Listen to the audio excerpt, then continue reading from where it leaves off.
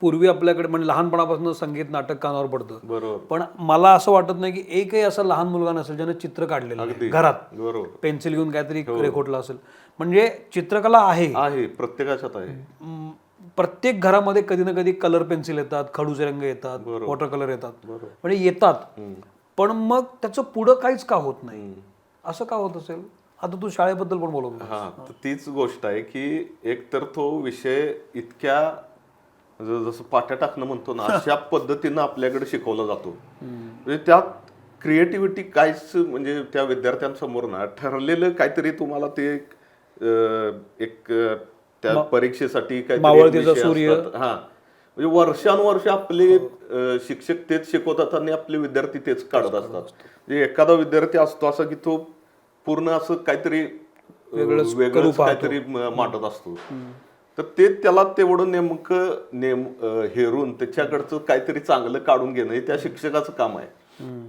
तर मुळात त्या शिक्षकांनाच, म्हणजे अपवाद असतील, म्हणजे सगळ्यांच्या बद्दल नाही म्हणत आहे मी, पण जास्तीत जास्त जे दिसतंय ना, तर ते असंच आहे की ते ठराविक पद्धतीनंच सगळं आपलं करायचं आहे. म्हणजे एवढं ही एक ती वही असते, ती त्या वहीत काहीतरी एक दिसली पाहिजे चित्र, एवढीच करून घेतात त्यांच्याकडून. याच्या पलीकडे काय होत नाही तिथं शाळेत. म्हणजे त्यात काहीतरी तुम्ही क्रिएटिव्ह पद्धतीनं काहीतरी त्याच्याकडून काढून घ्या ना. किती महत्वाचा विषय आहे तो. म्हणजे बाकीच्या विषयांनी इतकाच तो महत्वाचा विषय आहे. गणित असेल, सायन्स असेल, भाषा विषय असेल. छोटा पण साधा प्रश्न विचारू, चित्रकला का महत्वाची वाटते तुला लहान वयात? अरे, तर ती म्हणजे व्यक्त होण्याचं एक खूप छान माध्यम आहे. म्हणजे बघितलं ना आपण, आता मुलं सगळ्यात आधी काय करतात घरात, ते काय जे सापडेल, पेन सापडेल, पेन्सिल सापडेल, ते काहीतरी गिरगटत बसायला चालू करतात. म्हणजे ते काहीच बघत नाही, ती कोरी वही आहे का, भरलेली वही आहे का, पुस्तक आहे का, पाटी आहे का, भिंती आहेत. म्हणजे ते आधी घेतात काय जे सापडेल हाताला, ते गिरगिटायला चालू करतात. आणि त्यातून ते गिरगिट नसतं नुसतं, म्हणजे त्यांना ते काहीतरी बाहेर काढत असतात ते असं. बरोबर, म्हणजे ती त्यांची पहिली भाषा आहे ती. म्हणजे जे काही त्यांचे ते जे काही झाल्यानंतर त्यांना काहीतरी जे सांगायचं असतं, भले ते आपल्याला काहीतरी असं ऍब्सर्ड किंवा ते ऍब्स्ट्रॅक्ट किंवा ते काय त्याचा निरर्थक वाटत असेल, निरर्थक वाटत असलं तरी त्यातून ते काहीतरी बोलत असतात ना, काहीतरी त्या रेषांमधून. तेच पुढं काहीतरी डेव्हलप होत असतं त्याच्यातून. आणि ते जे व्यक्त होण्याचा जो एक मार्ग आहे ना, तो खूप महत्वाचा आहे. कारण आपल्याकडे झालं कसं की आपण एकूण शिक्षण म्हणजे ते मारून मुटकून त्याला त्या पद्धतीनंच ठराविक शिकवायला जातो. ठरलेले विषय आहेत आपल्याकडे. तर ते त्या पद्धतीने मग आता तो झाला त्या शाळेत जायच्या वयाचा, त्याला शाळेत अडकवलं की मग तो त्या ठरलेल्या विषयात साच्यात अडकून जातो. त्याचं ते बाजूला राहतं ना सगळं. तो काय जे काय गिरगिटायचा, त्यातून काहीतरी त्याला व्यक्त व्हायचं असायचं किंवा व्यक्त व्हायचं असेल लागेल नसेल, तो काहीतरी करत राहायचा ना तो. त्यातून तो काहीतरी करायला सांगायचा पण तो, असं हे अमुक आहे. काय काय मुलं खूप छान असं काढत असतात चित्र आणि ते सांगत पण असतात की हे अमुक हे असं आहे. त्यात काहीतरी स्टोरी असते ती. तर ही जी गोष्ट आहे ना त्यातली, ही आपण त्या एका टप्प्यावरती सगळं असं कुठंतरी तोडून टाकतो ते सगळं. आणि हे खूप महत्वाचं आहे. त्यासाठी महत्वाचं आहे की ते त्यांचं व्यक्त होणं आहे ते. आणि एकूणच तुमच्या त्या ह्या आजच्या सगळ्या ह्या बाकीच्या सगळ्या पसाऱ्यामध्ये म्हणजे तुम्हाला व्यक्त होणं हे किती महत्वाचं आहे हे आपल्याला किती अवघड होऊन कसं व्यक्त व्हायचं हेच कळत नाही लोकांना. कळत नाही. म्हणजे आत्ताच्या काळात तर एवढं कॉम्प्लिकेटेड होऊन बसलं ते की कळत नाही. म्हणजे ती आत्ताची मुलं तर बघतो ना मी आपण, म्हणजे ते जेवण करताना सुद्धा त्यांना ते मोबाईलवर काहीतरी असं हालत असल्याशिवाय ते जेवत नाहीत. म्हणजे त्या आईला ते मोबाईलवरती काहीतरी लावून ठेवायला लागतं त्यांच्या समोर. तर इतकं विचित्र सगळी परिस्थिती आहे. आणि त्यामुळं त्यांचे विचार करायची त्यांची स्वतंत्र जी काही हे आहे, शक्ती आहे, ती म्हणजे कशी तयार होणार. म्हणजे इथून पुढं हा मोठा प्रश्न होणार आहे की सगळं तुम्हाला ते त्याच्यामध्ये तयार सगळं मिळायला लागलंय. म्हणजे तुम्हाला विचार करायचा ती उसंतच द्यायला तयार नाहीत ही माध्यमं सगळी आपल्या भोवतालची. आणि त्यामुळं हे खूप महत्वाचं आहे की असं काहीतरी आपल्याकडं जे आहे ते सांभाळायला पाहिजे आपण. आणि ते त्याच्यावरती जाणीवपूर्वक त्याच्या भोवतालच्या लोकांनी लक्ष देऊन त्याला Support खतपाणी केलं पाहिजे, खतपाणी घालायला पाहिजे.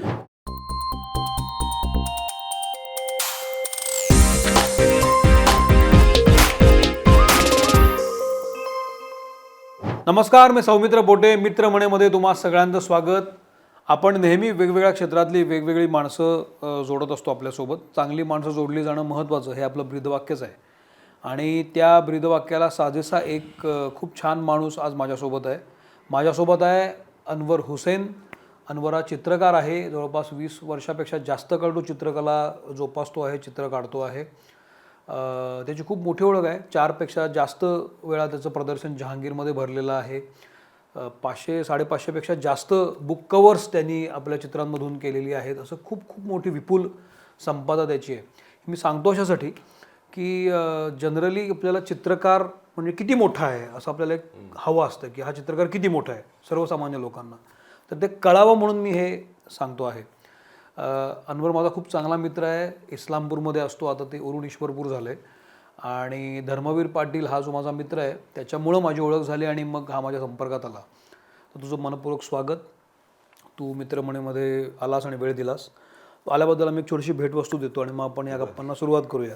तर तू आलास मित्रमणीमध्ये याबद्दल नेत्रा फूड्सतर्फे हे इन्स्टंट मील आहे. एका वाफेवर होतं. याच्यामध्ये काही प्रिझर्वेटिव्ह नाही आहेत आणि सगळे महाराष्ट्रीय पदार्थ आहेत, ऑथेंटिक. त्यामुळे तू हे वापरू शकतोस. पुष्कराज नाचणी सत्व यांच्यामार्फत हे रागी डिलाइट्स आहेत वेगवेगळ्या फ्लेवर्सचे. नाचणी सत्व पौष्टिक असतं, सगळ्यांनाच उपयोगी असतं. त्यामुळे अगदी लहान मुलापासून अगदी वृद्ध लोकांपर्यंत हे सर्वांना उपयोगी आहे. हेही तू वापरू शकतोस. हां, हे तू वापरून बघ. तर पुष्कराज नाचणी सत्व आणि नेत्रा फूड्स हे जर तुम्हाला ऑर्डर करायचं असेल तर तुम्ही डिस्क्रिप्शन बॉक्समध्ये जाऊ शकता. तिथे आम्ही डिटेल त्यांची माहिती दिलेली आहे. शिवाय स्क्रीनवर पण तुम्ही बघितलं असेलच. तर सुरुवात करूया. सर्वसाधारणपणे अनवर, आता मी जी ही सुरुवात करणार आहे ती अनवर मला म्हणाला की करू नकोस, पण मी ती करणार आहे सुरुवात. कारण आपल्याकडे कसं आहे की दुसऱ्यांनी चांगलं म्हटलं की आपल्याला वाटतं की अरे खरं त्याच्यामध्ये दम असेल. म्हणजे अगदी रिसेंटली उदाहरण सांगतो, देव बाभळीसारखं नाटक चालू आहे. तर त्या नाटकाचे प्रयोग बंद होत आले होते. म्हणजे प्रयोग नाटक चांगलंच आहे ते, पण मधल्या काळात एका इंटरव्ह्यूमध्ये परेश रावलने या नाटकाबद्दल सांगितले की नाटक किती उत्तम आहे. हे सांगितल्यावर हे नाटक पुन्हा बूम झालं की अरे परेश रावल जर सांगतोय मराठी नाटकाबद्दल तर आपण नाटक बघितलं पाहिजे. हा स्थायी भाव आहे. अनवरबद्दल मला तुम्हाला एक गोष्ट जरूर सांगायची, याच्यातून तुम्हाला अंदाज येईल की अनवर हुसेन कोण आहे. साधारण 10-12 वर्षापूर्वीची गोष्ट आहे आणि इथं राजाराम बापू पाटील नाट्यगृहाच्या ओपनिंगला नाना पाटेकर येणार होते. ते आले आणि आल्यावर उतरल्यावर त्यांना सगळे स्वागताला लोक आले होते. ते उभे राहिले आणि मग नानांनी पहिला प्रश्न विचारला की इथं अनवर हुसेन कोण आहे चित्रकार. तर या गावातल्या फार लोकांना माहीत नव्हतं अनवर, कारण अनवरचं अतिशय शांत स्वभाव आणि तो आपापल्याच स्टुडिओमध्ये आपली चित्र काढण्यात मशगूल असतो. आणि तो कोणालाच माहीत नव्हतं की अरे अनवर हुसेन कोण आहे आपल्याकडे. आणि मग ती बातमी वाऱ्यासारखी पसरली, फोनाफोनी झाली आणि मग अनवर हुसेन असा चित्रकार इस्लामपूरमध्ये आणि नाना पाटेकर त्यांना भेटायला येतोय हे कळल्यानंतर, अर्थात नंतर अनवर त्यांना भेटायला गेला, गप्पा झाल्या आणि मग लक्षात आलं की अच्छा, अनवर हुसेन असा कोणीतरी आहे चित्रकार. एक कलासक्त माणूस जेव्हा एका कलासक्त माणसाची ओळख करून देतो ना तेव्हा त्याला वजन असतं. नाना पाटेकर कलासक्त माणूस आहे म्हणून त्याला किंमत, स्वतः चित्रकार आहे. तर असा हा अनवर. मी खूप बोलतो, मला माहिती आहे, एवढी मी जास्त ओळख करून देत नाही, पण चित्रकाराची ओळख करून देणं गरजेचं आहे म्हणून सांगतो. तर तुझं स्वागत. आणि पहिला प्रश्न, तू गेले 20 वर्ष चित्र काढतोयस या स्टुडिओमध्ये इस्लामपूरमध्ये बसून. एका प्रकारचं प्रोफेशनच आहे तुझं हे आता. आणि आपण जेव्हा प्रोफेशन म्हणून एखादी कला निवडतो, त्यात आणि चित्रकलेसारखी, तर सर्वसाधारणपणे आपण मोठ्या गावात जातो. म्हणजे निदान इस्लामपूरपेक्षा मोठं गाव म्हणजे कोल्हापूर किंवा पुणे, मुंबई. तिथं न जाता तू हट्टानं इथंच राहून इथंच काम करत राहिलास आणि तुझा जो काही दुनिया आहे ती बसवलीस तू. असं का? इस्लामपूरमधनं बाहेर का नाही पडलं तू? सगळ्यात आधी काय झालं होतं सांगतो. म्हणजे ज्यावेळेला माझं आर्ट स्कूलमधलं हे झालं, शिक्षण पूर्ण झालं, त्यावेळेला एक प्रश्न समोर होता की आता पुढं काय. बरोबर. आणि आर्ट स्कूलमधले दिवस ते भारी दिवस असतात, खूप मजा असते तिकडं.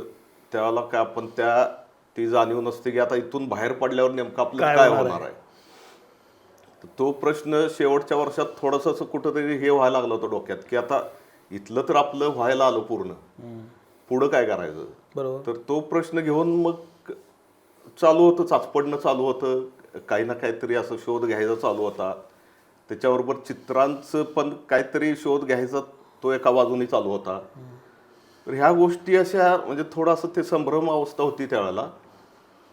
तर झालं काय की माझा भाऊ त्यावेळेला पुण्यात होता.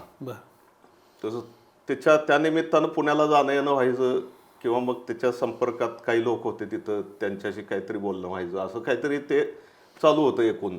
आणि मग एक विचार असा केला की पुण्याला जाऊन राहूया आपण. मग मी जाऊन राहिलो. साधारण एक 2 वर्ष पुण्यात होतो मी.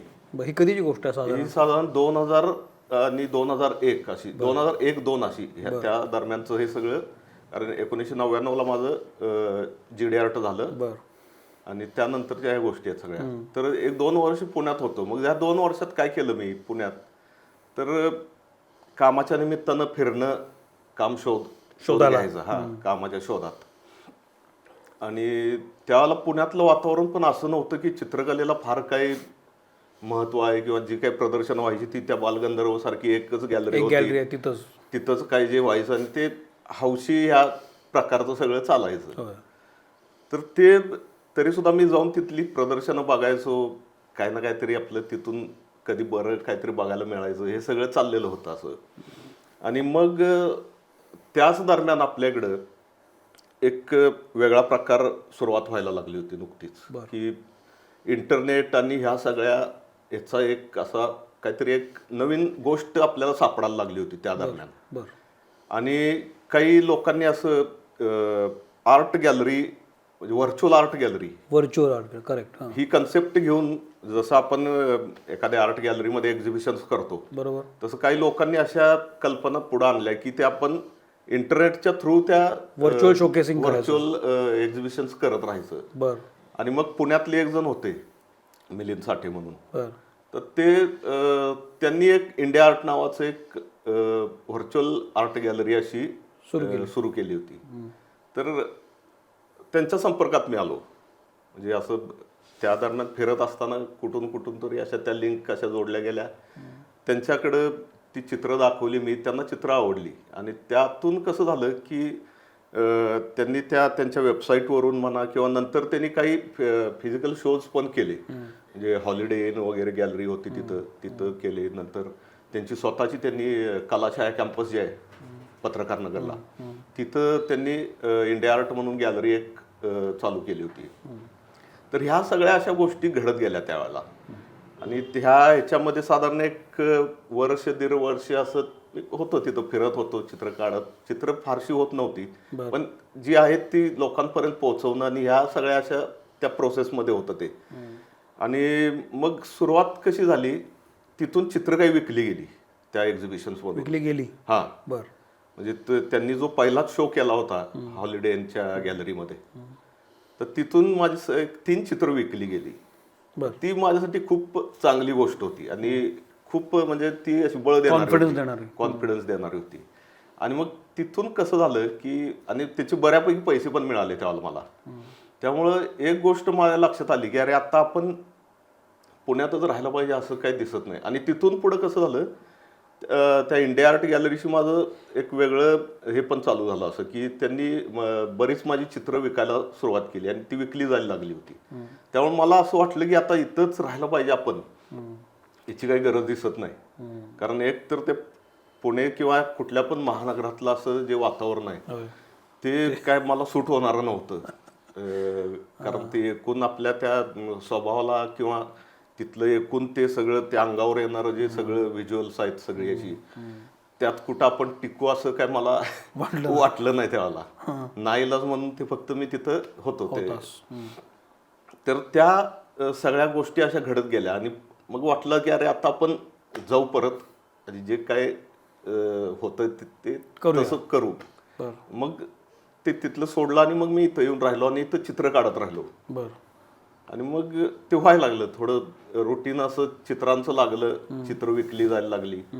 प्रदर्शनं पण त्यांनी केली बरीच, माझी सोलो शोज केले. तर असं ते झालं पुढं. सर्वसाधारणपणे आपण जेव्हा प्रोफेशन म्हणून एखादी कला निवडतो तेव्हा ती करताना लोकांचा कल काय आहे, लोकांना कशा प्रकारची चित्र आवडत आहेत, किंवा जर त्याच्यावर माझं पोट असेल त्या कलेवर तर मला त्यातनं पैसे कसे मिळतील हा विचार प्रामुख्याने होतो कुठल्याही कलेमध्ये. बरोबर. चित्रकला ही गोष्ट अशी आहे की ज्याच्यामध्ये एकदम ॲब्सर्ड पण चित्र असतात ज्याला खूप किंमत येते, नंतर अशी जगण्याजवळ जाणारी पण चित्र असतात जी तुझ्या इथल्या आधीमध्येच्या मला ह्याच्यात दिसत आहेत की जी सर्वसामान्य लोकांची प्रतिनिधित्व करणारी चित्र आहेत. तू डिसिजन कसा घेतलास की आपण कशा पद्धतीनं जायचं आहे? आता एक तर मागाशी जसं म्हटलं मी की तिथलं ते जे काही एक वातावरण होतं ना ते एक कारणीभूत होतं मला की चित्र विकली झाली आणि मग तिथून मी आलो परत. बरोबर. त्याला दुसरं एक कारण असं होतं, एक साहजिक आहे की मला शहर ते माझ्या स्वभावाला सूट होत नव्हतं. बरोबर. मग मला काय सूट होत होतं किंवा मला काय आवडत होतं कुठं राहायला, माझा जो आसपासचा जो परिसर आहे किंवा माझं जिथं मी वाढलो जिथं शिकलो हा जो सगळा परिसर आहे, तर ह्याच्याबद्दल एक खूप असं काहीतरी जे आपल्या प्रत्येकालाच असतं की एक अटॅचमेंट असते आपली.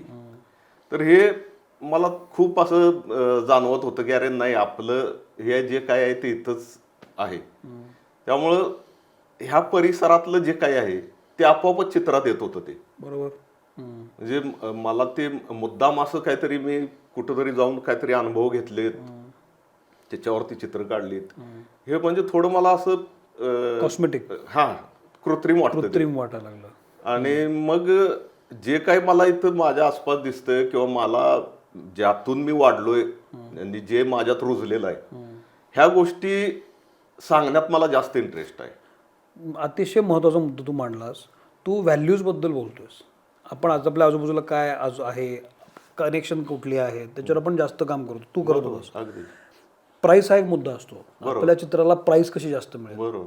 तो काळ कसा होता? तर तो काळ आता जसं आपलं म्हटलं ना आपण की चित्रकलेमध्ये अशा गोष्टी आहेत बऱ्याच. मार्केट चित्रकलेचं हे खूप वेगळं आहे. बरं.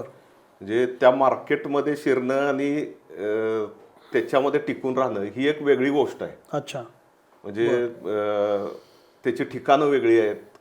बरं.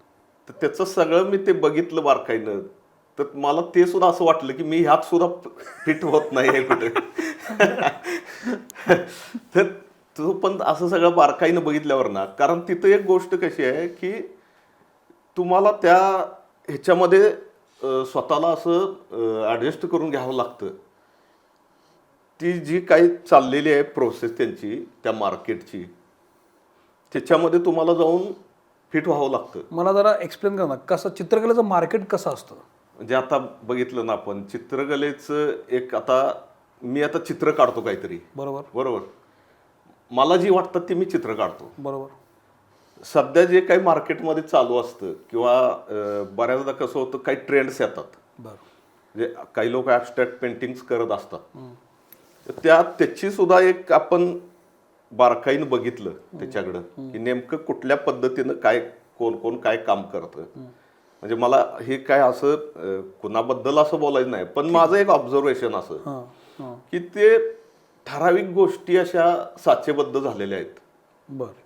तर त्याच गोष्टींना पुढं आणण्यात किंवा त्याच एक ब्रँड म्हणून पुढं आणण्यामध्ये गॅलरीज, जसं की काय साचेबद्ध झालंय, म्हणजे ॲबस्ट्रॅक्ट पेंटिंग जे आहेत, बरं, म्हणजे ह्या करायच्या पद्धती आहेत. म्हणजे त्या आर्टिस्टची ती एक पद्धत ठरवून गेलेली आहे. म्हणजे मला पहिल्यांदा ही गोष्ट म्हणजे काय प्रश्न पडतोय की अरे वर्षानुवर्ष आपण एकाच पद्धतीनं काम कसं काय करू शकतोय. म्हणजे ॲबस्ट्रॅक्ट करतोय तर मला काहीतरी त्यात वेगळं दिसायला पाहिजे ना, करायला पाहिजे. बरोबर. मग ते तुम्ही त्या स्वतःच्या चित्राचा असं काहीतरी एक साचा करून ठेवलेला आहे ना.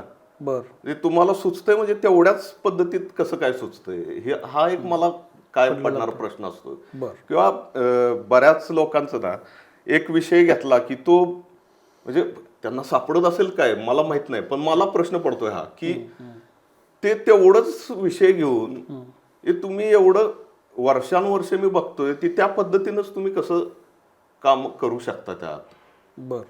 तर ह्याचा विचार करत असताना एक गोष्ट लक्षात आली की ह्या गॅलरीज ज्या आहेत ना, म्हणजे आता मला सुद्धा काय अनुभव असे आले की तुम्ही हे जे आहेत ना, ही तुमची चित्र विकली जातात, तर ह्या पद्धतीची चित्र करून देत जावं. तर हे शक्य नाही आहे ना. मग ह्याच्यातून काय लक्षात येतं की गॅलरीचं सुद्धा एक असं हे ठरलेलं असतं की ज्या आर्टिस्टची ज्या पद्धतीची चित्र विकलेली जातात तशाच पद्धती त्याला त्या पद्धतीनंच काम म्हणजे त्याच्यावरती थोडंसं असं ते एक हे करायचं त्याला, अरे तुझी ह्या पद्धतीने विकली जातात चित्र, ट्रेंड काय त्याच्यानुसार कर. मग तू साहजिक एक असं होतं ना की तुला जर विकली जायची चित्र तर तू त्या पद्धतीनं करत राहा. करेक्ट. हे एक असं कुठंतरी त्या मार्केटमध्ये एस्टॅब्लिश झालेलं आहे ते. आणि तो एक मग तुमचा ब्रँड तयार करणं, मग हा आर्टिस्ट म्हणजे हे अमुक अमुक, हा म्हणजे अमुक अमुक, मग ह्या सगळ्या ह्याच्यात मी कुठं फिट होतो असं मला वाटलं नाही त्यावेळेला. कारण मला असं ज्या वेळेला जे वाटत असतं ते करण्यामध्ये जास्त इंटरेस्ट होता.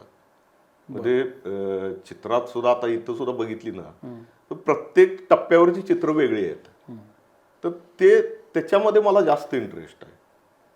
मग ते थोडंसं विकलं कसं जाईल आणि ही गोष्ट थोडी बाजूला राहिली. करेक्ट.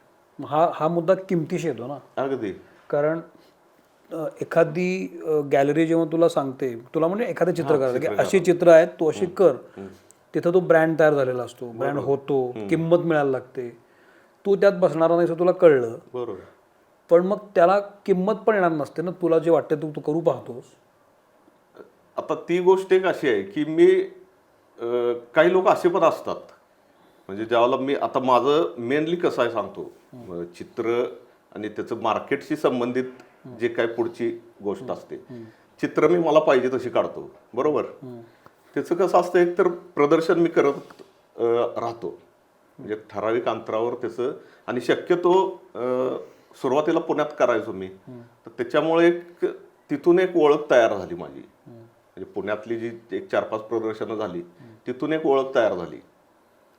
तर नंतरच्या काळात पुण्यातलं थोडं मागं पडलं एकूणच ते सगळं. जहांगीरमध्ये बऱ्याचदा मी तिथंच करायचं म्हणजे प्रेफरन्स असतो माझा. कारण एक तर कसं आहे की तिथं चांगलं चित्र बघणारे लोक येतात, म्हणजे चांगल्या पद्धतीनं बघणारे. म्हणजे ही एक मला तिथली जाणवलेली गोष्ट आहे. म्हणजे ते आवडतं मला तिथं चित्र दाखवायला. ती गॅलरीज खूप छान आहेत, त्यांनी तो क्राऊड तयार केलाय. तयार केला, आणि खूप वेगवेगळ्या प्रकारची माणसं येतात तिथं. गॅलरीज मध्ये कसं होतं, म्हणजे ह्या प्रोफेशनल गॅलरीज आहेत, इथं तुम्हाला अपॉइंटमेंट घेऊन जायला लागतं. तिथं चित्र एखाद्याची बघायची असली तुम्हाला तर ते अपॉइंटमेंट घ्यायची, मग तिथं जायचं, ते तुम्हाला चित्र दाखवणार. म्हणजे त्यांचं कसं आहे की तो बायर असला पाहिजे, ह्याच्यावरती त्यांचा जास्त फोकस असतो. इथं कसं आहे, आपलं इथं जे काय आहे ते आपण आणि चित्र बघणारे, आपली चित्र आणि जे बघायला येणार आहेत ते. इथं कोणाला म्हणजे अगदी मुंबई दर्शन पासून कुणी येऊ शकतं, कुणी येऊ शकतं, बाहेर पण येऊ शकतं. अगदी बरोबर. तर ही गोष्ट मला तिथली जास्त चांगली वाटते. आणि त्या पद्धतीनं चित्र दाखवणं आणि त्याची काय जे काय बघितल्यानंतर त्यांच्याकडून जो काही एक रिस्पॉन्स येतो, त्यांच्या प्रतिक्रिया येतात, त्यांना काय वाटतं ते जाणून घेणं किंवा ह्या सगळ्या गोष्टी आहेत, हे खूप इंटरेस्टिंग असतं. आणि मग तिथं काही गोष्टी अशा पण होतात की चित्र तिथून सुद्धा विकली जातात. म्हणजे असं नाही आहे की त्या प्रोफेशनल गॅलरीच्याच थ्रू गेलं पाहिजे होतं. तर आपल्या स्वतंत्रपणे सुद्धा आपण हे त्या पद्धतीनं करू शकतो. थोडं कमी प्रमाणात होत असतील किंवा मग तुम्हाला तसं ते त्याचं प्राइसिंग त्या पद्धतीनं होत नसेल, जसं ते एखाद्याचं ब्रँडिंग झालंय आणि त्या रेंजमध्ये ते होतं, पण आपल्याला एक समाधान देऊन करतात आणि त्याची किंमत किमान काहीतरी मिळते. किमान असं नाही, आपण जी लावलेली असते ना ती मिळते. वा. बर. आत्ता बोलता माझ्या मनात खूप प्रश्न आहेत, तू खूप महत्वाचं बोलतोयस. आत्ता बोललास की जहांगीरमध्ये जो क्राऊड येतो तो चित्र बघतो छान. खरं. चित्र बघायची कशी असतात, तो एक खूप मोठा विषय खरं. म्हणजे जे आपल्या इकडं ना, ही एक खूप राहून गेलेली गोष्ट आहे. होय ना. म्हणजे आपल्याकडं गाणं आपण लहानपणापासून कानावर पडतं, आपल्या जन्मल्यापासून आपल्या घरात काही ना काही चालू असतं, गाणं चालू असतं. तर त्यामुळे त्याचे संस्कार झालेले आहेत आपल्यावरती, खूप संस्कार झालेले आहेत. जे कुठेही आपल्या वातावरणात गाणं इतकं मुरलेलं आहे तसं नाटक आहे, सिनेमा आहे, ही सगळी माध्यमं, ही कला अभिव्यक्तीची जी माध्यमं आहेत होय किंवा एकूण कला माध्यमं आहेत, ही मुरलेली आहेत आपल्या एकूण वातावरणामध्ये आपल्या. चित्रकलेचं काय झालंय, चित्रकला सुद्धा होती आपल्या ह्याच्यामध्ये. म्हणजे आपण जुन्या काळामधलं जे काही एक हे बघितलं, आपलं घरांच्या रचना बघितल्या किंवा एकूण मंदिरांच्या शैली बघितल्या किंवा तिथलं काम बघितलं, काय दर्जाचं काम करून ठेवलं होतं त्यांनी. तर हे काळाच्या ओघात कुठंतरी हे त्याच्याकडे दुर्लक्ष झालंय किंवा एक व्यावहारिक गोष्ट म्हणून सुद्धा काही अडचणी आल्या असतील किंवा त्या गोष्टींकडे तितकंच लक्ष आपलं जात नाहीये. म्हणजे व्हिज्युअल अंगाने जे डेव्हलपमेंट व्हायला पाहिजे होती आपल्या एकूण भवतालाची, तर ते कुठंतरी असं सिम्प्लिफाईड करायचं चाललंय. म्हणजे व्यावहारिक दृष्टीने जे आता आपल्या घरांचं सुद्धा बघितलं आपण, किंवा जी वास्तुशैली होती आपली, बरोबर, त्याच्यातली प्रत्येक गोष्ट अशी विचार करून डिझाईन केल्यासारखं, म्हणजे त्यांनी त्या पद्धतीनं ते सगळं, म्हणजे अगदी दरवाजा असेल तर त्या दरवाजावरती सुद्धा बघितलं आपण जुन्या वाड्यांच्या किंवा ह्याच्या डिटेल किती त्याच्यामध्ये डिझाईनचं वर्क असायचं, खिडक्या असायच्या त्याच्यामध्ये किंवा गॅलरीच्या रेलिंग, सगळ्यामध्ये सौंदर्यशास्त्र होतं, सौंदर्य व्हिज्युअली ते डिझाईन केलेलं. त्याच्यामध्ये व्हिज्युअल विचार होता त्याच्यामध्ये काही. बरोबर.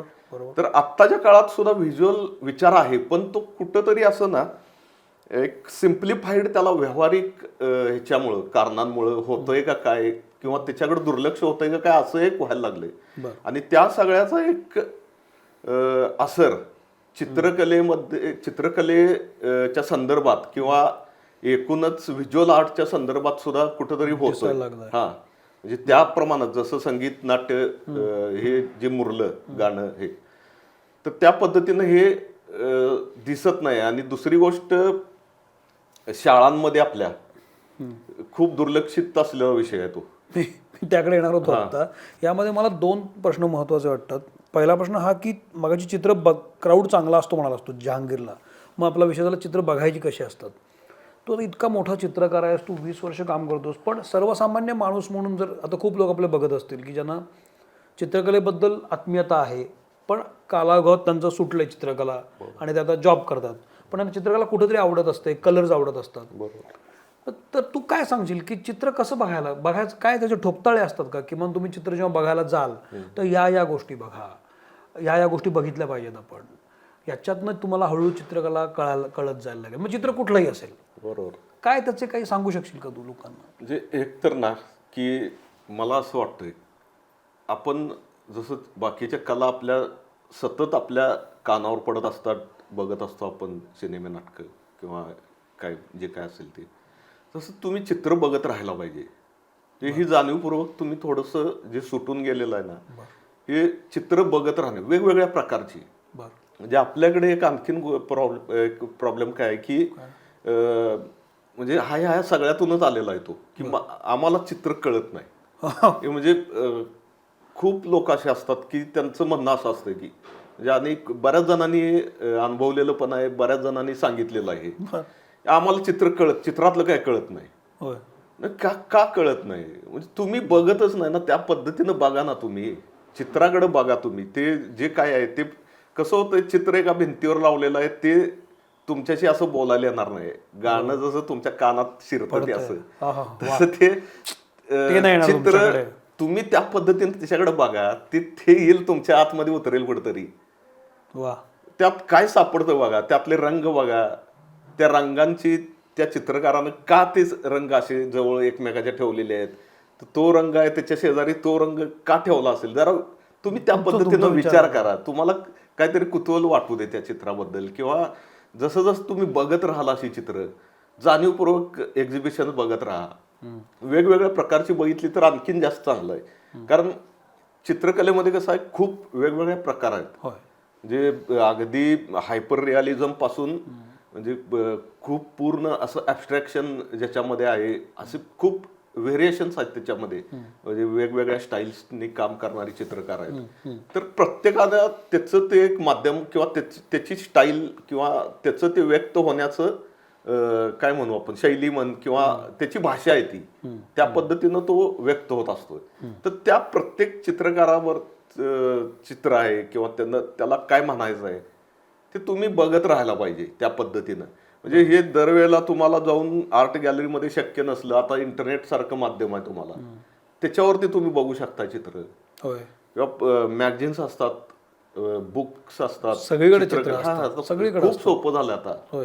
तर तुम्हाला जर इच्छा असलीच तर तुम्ही ते बघत राहायला पाहिजे. पण मग त्याच्या पुढची गोष्ट अशी असते की चित्रकाराला जे म्हणायचे हा तेच मला कळलंय का मुळात.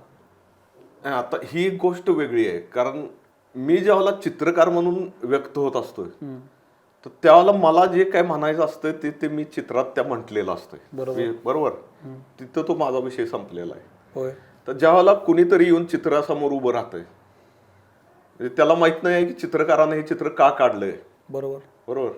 तर तो उभं राहतो, बघत राहतो, तो शोधत राहतो, हे असं हे असं, ह्यात एक असं काहीतरी झाड दिसतंय, ह्यात एक अशी वाट गेलेली दिसते, एक ग्रामोफोन दिसतोय, एक दिवा दिसतोय. त्याच्या डोक्यात एक काहीतरी स्टोरी तयार व्हायला चालू होती, त्याची स्वतंत्र. मग ती बऱ्याचदा कसं होतंय की तो त्याची जी काही एक स्टोरी तयार झालेली आहे तर त्या स्टोरीला तो स्वतःच्या काहीतरी अनुभवांच्या बरोबर किंवा त्याच्या काही अशा मेमरीज असतील किंवा त्यानं काहीतरी बघितलेल्या गोष्टी असतील ह्याच्याशी कुठंतरी रिलेट काढायला बघतो असं तो. आणि ते एक वेगळं काहीतरी चित्र तयार होतं. ते एक वेगळं चित्र तयार होतं. चित्रकाराची स्टोरी त्याच्या बरोबर त्याला जुळणारी असेल किंवा नसेल माहित नाही, बरोबर. मग तो जर तिथे चित्रकार असेल तर तो चित्रकाराबरोबर बोलेल, तर मग ते त्या दोन्हींचं कुठेतरी जे काही हे होईल, म्हणजे त्यानं जे काही बघितलं, तो चित्रकाराला त्यानं जे काही सांगितलं किंवा चित्रकाराला त्यानं विचारलं की बाबा मला असं वाटायला लागलंय, तुमचं काय हे आहे याच्याबद्दल, तर चित्रकार त्याचं ऐकून घेईल, तो त्याला एक वेगळा व्ह्यू त्याच्यातून दिसेल, त्या सापडेल. किंवा बऱ्याचदा असं पण होतं की चित्र बघितल्यानंतर ना त्या चित्रकाराला सुद्धा आश्चर्य वाटतं की अरे मला नव्हतं, एक वेगळंच अँगल आहे हा आणि ही भारी आहे काहीतरी, असं सुद्धा खूपदा होतं असं. कारण मी करत असताना ना माझा एक वेगळा हे असतं, असं अप्रोच वेगळा. कारण मला जे काही मला सांगायचं आहे ते सांगून मोकळा झालेला असतो, पण ते बघणाऱ्यानं त्यात काहीतरी वेगळंच बघितलेलं असतं असं. म्हणजे ते खूप इंटरेस्टिंग असतं ते त्यावेळेला. आणि मग असं ज्यावेळेला होतं त्यावेळेला ते मॅच नाही झालं तरी त्याचं काही नसतं, अजिबात नाही. म्हणजे उलट मला त्यात मजा वाटते की अरे ह्याला काहीतरी वेगळं सापडलं त्या चित्रात, म्हणजे आपल्या चित्रात त्याला काहीतरी एक आनंद मिळाला किंवा त्यानं कुठंतरी ते नेऊन जोडलं त्याच्या एका विश्वाशी. ही गोष्ट भारी वाटते ना ही. म्हणजे ते तेवढ्यापुरतं माझ्या ह्याच्यापुरतं मर्यादित नाही राहिलं ते. म्हणजे आम्हाला चित्रातलं काय कळत नाही हे मिथ आहे असं नसतं. तुम्ही बघत नाही त्या पद्धतीनं त्याच्याकडं, तुम्ही बघायला चालू करा, तुम्हाला नक्की ते काहीतरी देत राहील ते. म्हणजे तुम्ही ते आधीच कशाला असं ठरवून जाताय ना, मला कळत नाही त्यातलं. म्हणजे अगदी एकदम ऍबस्ट्रॅक्ट पेंटिंग आहे, अरे त्यातलं राहू दे ना, तुम्हाला त्यात ओळखीचं काही दिसत नाही आहे ना, राहू दे, त्यातले रंग बघा. कारण आपल्याकडे कसं होतं माहिती का, ऍबस्ट्रॅक्ट पेंटिंग म्हणलं की असं एक आधी भीती मनात ते म्हणजे यात काहीच ओळखीचं म्हणजे काय आहे असं चालू होतं ते. तर असं नाही आहे. म्हणजे त्यात सुद्धा खूप मजा असते, रंगांची मजा असते, रेषांची मजा असते, आकारांची मजा असते. म्हणजे त्या चित्रकारानं ते अगदीच काय निरर्थक केलेलं नसतं काहीतरी, म्हणजे उगीच त्याला काहीतरी वाटलं, रंग घेतलेत फासलेत असं नसतं ते. तू ऍबस्ट्रॅक्ट पण करतोस, म्हणजे पूर्ण ऍबस्ट्रॅक्ट नाही आहे, पण ऍबस्ट्रॅक्शन येतं चित्रात कुठंतरी. ते करताना चित्रकाराच्या मनात काय असतंय, म्हणजे ऍक्च्युली सांगू का आता, म्हणजे मला तर करताना ते मुद्दाम केलंय असं झालेलं नाही. आता इथली चित्र बघितली ना तर सुरुवातीची जी चित्र आहेत ती खूप रिअलिस्टिक चित्र आहेत. नंतर पुढच्या टप्प्यावर ते थोडंसं ते ऍबस्ट्रॅक्शन त्यात येत गेलं, म्हणजे ते आणलं नाही. त्या चित्रांचा तो काय म्हणू आपण, ती त्यांची मागणी आहे. ती मला जे विषय सांगायचे आहेत ना ज्या पद्धतीनं, त्यासाठी ते मला गरजेचं वाटलं तिथं की हे सगळंच आधीच्या पद्धतीनं मला सांगितलं तर त्यात ते होणार नाही मला जे सांगायचं आहे ते. तर त्यासाठी काय करायला लागेल, मग ती त्या पद्धतीनं ती चित्र पुढे गेली, ती अशी त्यांची ट्रीटमेंट वेगळी पूर्ण गेली. तर ते ऍबस्ट्रॅक्शन आहे ते येत जातं ते असं, आणि त्यातली जी चित्रकारानं मजा घेतलेली असते ती जर बघणाऱ्यांपर्यंत पोहोचली तर त्याचा एक आनंद वेगळा असतो. आणखी मला असं वाटतं गोंधळ कुठं होतो, आपण नेहमी शेप मध्येच बघत आलेलो आहे सगळं. ओळखीचं काय सापडतं का आपल्याकडं? अडचण काय माहितीये का, चित्र म्हटलं की ते फोटो सारखं दिसलं पाहिजे. ही जी गोष्ट आहे ना, हुबेहूब काढलंय, हुबेहूब काढले. आपल्याकडे हे आहे ना, चित्र बघितलं, अरे काय हुबेहूब काढलंय चित्र, हे जे आहे ना आपल्याकडं, ह्याच्यात सगळे घोळ आहे. घोळ आहे. आई वा. जे मग ते फोटोशी कम्पॅरिझन व्हायला चालू होतं त्याचं, किती अरे हे किती आहे असं हुबेहूब. तसं नाही आहे ते. चित्र हे चित्र आहे, त्याची भाषा पूर्ण वेगळी आहे. वा वा वा. तर तुम्ही थोडंसं बघत राहिलात त्या पद्धतीनं काहीतरी जाणीवपूर्वक, तर ते तुम्हाला सापडू शकतं त्यात. किती महत्वाचं बोललास तू आता. हुबेहूब असणं एकदम घोळ आहे सगळं, आणि आता सगळं हुबेहूब करण्याकडेच चाललंय. हा आता आहे, म्हणजे सगळे प्रकार आहेत. म्हणजे कसं होतंय की आपण ज्यांना म्हणतो की नाही असं चित्रकला, जी आपल्या भोवताला जी काही माहिती आहे थोडीफार, ती अशा पद्धतीनं माहिती आहे की काहीतरी काढणं आणि ते हुबेहूब दिसणं म्हणजे चित्र, असं आपल्या ओव्हरऑल असं एक संस्कारच आहे तो. जे ज्या लोकांना थोडंसं आपलं दृष्टी आहे किंवा जे बघतात त्यांची गोष्ट वेगळी आहे. पण जनरली आपण जे आपल्या आसपास बघतो त्यांच्यासाठी चित्रकला म्हणजे असंच आहे, हुबेहूब काहीतरी करणं. तर ह्या स्तरापर्यंत जर चित्र पोहोचायचे असतील किंवा ओव्हरऑल एकूण चित्रकलेबद्दलचं जे वातावरण बदलायचं असेल किंवा त्यांच्यापर्यंत ती कला पोहोचायची असेल, तर त्या पद्धतीनं काहीतरी प्रयत्न झाले पाहिजेत. की चित्रांची प्रदर्शनं आता होतंय कसं, मग चित्र काढतोय तर माझ्या स्टुडिओमध्ये बसून त्याची प्रदर्शनं कुठं करतो आपण, पुण्यात, मुंबईत, फार फार तर कोल्हापुरात होतात. तर ही गोष्ट आहे ना, ही पण एक चित्रकला न पोचण्याला जबाबदार आहे तशी. म्हणजे सगळ्यांना शक्य नाही आहे तिथं पुण्याला मुंबईला येणं, चित्र बघणं. तर अशा छोट्या छोट्या गावांमध्ये सुद्धा काहीतरी अशी चित्रांची प्रदर्शनं असं काहीतरी होत राहायला पाहिजे. आणि हे थोडंसं अवघड काय आहे, त्याला फक्त ते प्रॅक्टिकली थोडंसं बऱ्याच गोष्टी आहेत त्याच्यामध्ये. एक तर चित्र तशी लावायला जागा नसणं, दुसरी गोष्ट चित्रकाराला स्वतः पण ह्या गोष्टी सगळ्याच करणं हे काही वेळेला शक्य होत नाही, कारण त्याच्याकडे तो एकटा काय काय करणार, ही गोष्ट पण असते. आणि इनफॅक्ट बाकी त्यांना त्यात इंटरेस्ट पण नसतो की मी चित्र काढतोय ना, बाकी इन्फ्रा मला तुम्ही द्या. ते घ्यायची पण मी, टांगायची पण मी, लाईट पण मी, विकायसाठी प्रयत्न पण मीच करायचा, कॅटलॉग पण मीच छापायची, ती पाठवायची पण मीच, आणि लोकांना बोलवायचं. तर ह्या सगळ्या गोष्टी आहेत ना, हे थोडंसं कुठंतरी अवघड होतंय. त्यामुळं ज्या लोकांना इंटरेस्ट आहेत ना किंवा ज्यांना कळतंय त्या ठिकाणच्या, त्यांनी काहीतरी प्रयत्न केले पाहिजेत असं एक मला वाटत राहत असते. आणि बघू आता काय. मगाशी तू बोललास ना की माणसं जेव्हा बघायला येतात चित्र आणि त्यातनं ते वेगळं विश्व निर्माण करतात, मग ते चित्रकाराशी बोलतात आणि मग छान वाटतं असं काहीतरी की अरे हा अँगल पण मला मिळाला. तू जहांगीरमध्ये इतक्या वेळेला चित्र प्रदर्शनं केली आहेस किंवा पुण्यात पण केली आहेस, इतर ठिकाणी केली आहेस, तुला असे अनुभव आलेले लक्षात राहिलेले आहेत का की तू एक चित्र काढलंस आणि त्यातनं वेगळाच तुला एक अँगल एखाद्या दर्शकाने दिला असेल, लक्षात राहिलेले असे काही अनुभव सांगू शकशील का, एखाद दोन?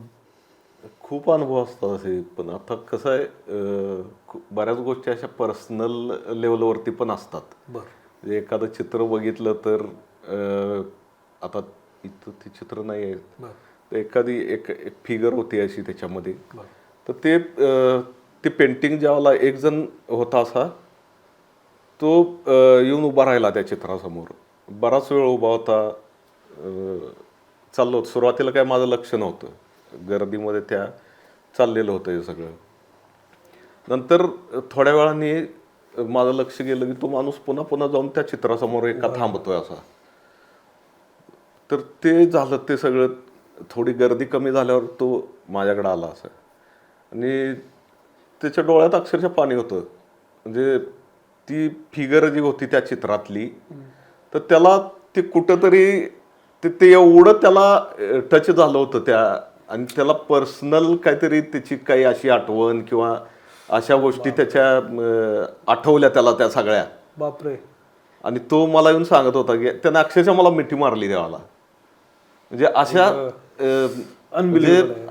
म्हणजे आपल्याला वाटत नाही की हे एवढं कुठंतरी एखाद्याच्या आतमध्ये ते उतरू शकतं का. म्हणजे अशा गोष्टी होत असतात. किंवा एक जण आमचे मित्र आहेत, तर त्यांनी ते परवाच्या प्रदर्शनामध्ये एक चित्र होतं माझं, असं एक झाड होतं मोठं आणि त्याच्या खाली तो बसलेला गाणं ऐकत बसलेला तो एक म्हातारा होता. असं चित्र होतं. हा, एक चित्र होतं असं त्या ह्याच्यामध्ये. तर तो येऊन त्यानं जेव्हा पहिल्यांदा गॅलरीत आला, तो भारी माणूस आहे तो एकदम असा, तुला पण माहित असेल तो. तर तो गॅलरी बंद व्हायची वेळ होती, येऊन समोर चित्राच्या उभा राहिला आणि त्याला तो म्हणजे त्यानं गाणंच गायला चालू केलं त्या चित्रासमोर उभं राहून. काय सांगतो. म्हणजे त्याचा व्हिडिओ पण आहे माझ्याकडे. बापरे. म्हणजे तो अनुभव तर मला एवढा भारी होता. आणि अक्षरशः गॅलरी बंद, 7 वाजता गॅलरी बंद होते, लाईट सगळ्या ऑफ व्हायला लागल्या होत्या. आम्ही 5-6 जणच होतो गॅलरीमध्ये आणि तो त्या गॅलरी चित्राच्या समोर उभा राहिला होता आणि ते गाणं चालू होतं. कुणीतरी ते रेकॉर्ड केलं होतं ते गाणं, तो म्हटला सगळं पूर्ण. आणि ते गाणं संपल्यावर मी त्याला मिठी मारली. किती म्हणजे असले भारी प्रसंग, कलेचा संगमच झाला अगदी. वा वा. म्हणजे तो व्हिडिओ बघितला असता तुला पण भारी वाटेल ती. अनबिलिव्हेबल आहे अगदी. असले भारी प्रसंग असतात एक. आता हे माझ्या चित्रांच्या बद्दलचा अनुभव झाला. म्हणजे मध्ये ना मी आपल्या सुधीर पटवर्धनांचं एक एकदम रेट्रोस्पेक्टिव्ह NGMA ला झालं होतं. तर तिथं त्यांची चित्र बघायची म्हणून मुद्दाम गेलेलो, कारण ते खूप माझे आवडते चित्रकार आहेत. तर त्यांची चित्र बघायला जेव्हा मी गेलो तिथं, तर पूर्ण त्या सगळे जे काही 4 मजले आहेत ते त्यांच्या चित्रांनी भरलेले होते. म्हणजे तो अफाट अनुभव होता. म्हणजे एखाद्या चित्रकाराचं आयुष्यभराचं काम एका वेळेला बघणं, अक्षरशः आत्ता सुद्धा मला असं हे व्हायला लागलं. असं म्हणजे तो अनुभव जो आहे ना, म्हणजे तो प्रत्यक्ष घ्यायला पाहिजे आपण. म्हणजे त्यांनी जे सुरुवातीपासून केलेलं काम आहे ते त्यांच्या आत्ताच्या वयापर्यंत ते जे काम करत असलेले आहेत ते सगळं असं एका ठिकाणी बघणं. एक दिवस मी ते चित्र प्रदर्शन बघत होतो आणि अक्षरशः ना म्हणजे माझ्या सुद्धा डोळ्यातनं त्यावेळेला पाणी येत होतं एक एक चित्रासमोर उभं राहिल्यावर. म्हणजे काय त्या माणसानं काम केलेलं आहे आणि किती खोलवर तो चित्रात उतरलेला आहे आणि त्या पद्धतीनं त्यानं ते सगळं बघितलेलं आहे. म्हणजे त्यांची चित्र बघितली आपण तर त्यांच्या चित्रांचा विषय मुख्य म्हणजे तो मुंबई असतो असा सगळा. तर त्या चित्रात त्या माणसानं किती बघितलंय आणि काय काय मांडलंय त्या चित्रात. म्हणजे हे बघितलं ना, अक्षरशः आपण सगळं थांबतं आपलं असं. म्हणजे ती चित्राची ताकद आहे ती. आणि त्या माणसानं ते जे काही सांगायचं त्याला ते त्या पोहोचवण्याचं त्याचं ते एक त्याचं काय म्हणू आपण, त्याची ती खासियत आहे ती. जी मगाशी मी म्हणालो की तू वेगवेगळे प्रयोग करतोयस आणि चित्रकारांनी कसं सर्वसामान्य लोकांपर्यंत पोहोचावं याच्यामध्ये तू प्रयोग करत असशील, टेक्निक वापरत असशील. पण ह्याच्यामध्ये एक महत्त्वाचं माध्यम आपल्याकडनं राहतंय ते, जसं मी सुरुवातीला सांगितलं, तू 550-600 पेक्षा जास्त बुक कव्हर्स केली आहेस. आता हे बुक कव्हर्स करणं आणि त्या पुस्तकाच्या रूपातनं घराघरात जाणं हे तुला किती महत्त्वाचं वाटतं आणि हे तू का करायला लागलास? ॲक्च्युली कसं आहे, बुक कव्हर म्हणजे पुस्तक ही जी एक गोष्ट आहे, ही एक ज्या आवडत्या आपल्या ज्या काही गोष्टी असतात त्यातली एक ती आवडती गोष्ट आहे. म्हणजे पुस्तक म्हणजे त्यात सगळंच आलं. ते तू लिहिणारा लेखक आला, कवी आला, त्यातलं काही गोष्टी असतील, कविता असतील, हे ते सगळं मिळून ते एक पुस्तक जी एक वस्तू आहे, ही गोष्ट आवडती गोष्ट आहे. मग ती आवडती गोष्ट आहे तर खूप लहानपणापासून पुस्तकांशी संबंध आलेला आहे. त्यामुळं तो एक कुठंतरी एक धागा आहे त्याच्या मागं. आणि मग त्या पुस्तकांसाठी आपण काहीतरी काम करणं ही एक आणखीन त्यातली पुढची गोष्ट मला वाटली की ह्या आवडत्या गोष्टीसाठी आपण काहीतरी जोडलं, आपण त्याच्याशी जोडलं जायला पाहिजे कुठंतरी. आणि मग त्यातून ते सुरुवात झालेली होती तशी. मग त्यासाठी चित्र करणं आणि मग त्या पद्धतीनं आपण त्याच्याशी जोडलं जाऊ शकतो. त्याच्या मग मुखपृष्ठ आली, आतली चित्र आली, जे काय असेल ते, तर त्या पद्धतीनं आपण त्याच्याशी जोडलं जाऊ शकतो ह्या गोष्टीशी, पुस्तक या गोष्टीशी आणि एकूणच लिखाणाशी. तर त्या पद्धतीनं ते पुढं आलं आणि मग ते हळूहळू वाढत ते खूपच मोठ्या प्रमाणात ते पुढं वाढत गेलं आणि मग वेगवेगळ्या प्रकारच्या साहित्यासाठी जी काही केलेली कामं आहेत किंवा करायला लागणारी कामं आहेत, तिथं कसं असतं, याच्या आधीचा जो आपला विषय झाला की चित्र, तुम्ही एक चित्रकार ज्यावेळेला चित्र काढत असतो तो प्युअरली त्याचं जे काही मांडत असतो ते त्याचं चित्र असतं. ते इथं थोडा वेगळा अप्रोच ठेवायला लागतो तुम्हाला. इथं तुम्हाला वेगळ्या भूमिकेत जावं लागतं. ते कोणीतरी काहीतरी आधी सांगून ठेवलेलं आहे तुमच्या समोर, तर ते त्यानं जे काही सांगितलेलं आहे ते तुम्हाला तुमच्या आतमध्ये पचवून ते तुमच्या भाषेत तुम्हाला पुन्हा मांडायचं आहे, बरोबर, चित्राच्या भाषेत. बरोबर. तर ही गोष्ट पण एक इंटरेस्टिंग गोष्ट आहे. पुन्हा तो मुद्दा तसा आहे, जे लिहिलंय त्याच्याशी साधर्म्य पाहिजे, त्याला ते समांतर कुठेतरी जायला पाहिजे ते. तर ही गोष्ट आहे ना, ही पण एक भारी गोष्ट वाटायला लागली मला की ते अशा पद्धतीनं, विशेषतः कसं की कवितेच्या बाबतीत ती जी गोष्ट आहे ना, कारण तिथं जास्त चांगल्या पद्धतीनं असं तुम्हाला मोकळं होता येतं. म्हणजे त्यात मला एक चित्रकार म्हणून पण मला थोडंसं असं फ्रीडम मिळतं. आणि ती कविता पण एन्जॉय करता येते. अशा दोन्ही गोष्टी त्यात होतात अशा. तर अशा पद्धतीनं त्याच्याकडे मी इन्व्हॉल्व्ह होत गेलो त्यामध्ये आणि त्यातून हे सगळा प्रकार वाढत गेला आणि पुढं कसं झालं की मग जसं आपला मगाशी विषय झाला की एक चित्रकला, तिचं चित्र आणि ते बघणारे लोक, एक ठराविक एक वर्तुळ आहे, त्याच्या ह्याच्यामध्ये राहतं ते सगळं. स्टुडिओमधून आर्ट गॅलरीमधून त्या ज्या कोणी विकत घेतलं त्याच्या घरी. पुस्तकाचं तसं नाही आहे. पुस्तकावर ज्यावेळेला तुमचं चित्र येतं ना, किमान 1000ची आवृत्ती असली तर ते 1000 लोकांच्या हातात ते चित्र जातं.